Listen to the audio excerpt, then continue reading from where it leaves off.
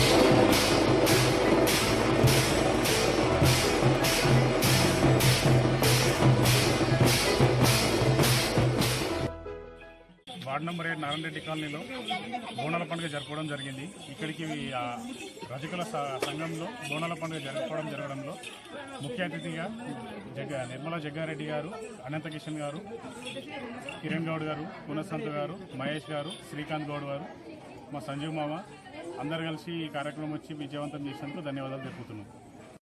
గత 2 సంవత్సరాల నుంచి బోనాల పండుగ అంగరంగ వైభవంగా జరుపుకోవడం జరుగుతుంది. ఈసారి కొత్తగా పోతురాజులను పెట్టి చాలా ఘనంగా చేసుకుంటాం మా వార్డు నెంబర్ 8లో.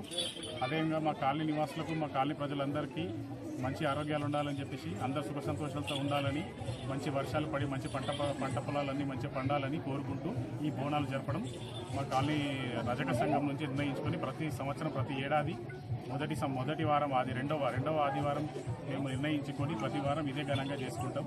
దేవుడు చల్లని చూపు చూస్తే మరి వచ్చే జాతరకి మరి అంగరంగ వైభవంగా జరుపుకోవడానికి ముందుకు వస్తామని తెలియజేసుకుంటూ అందరికీ నమస్కారం.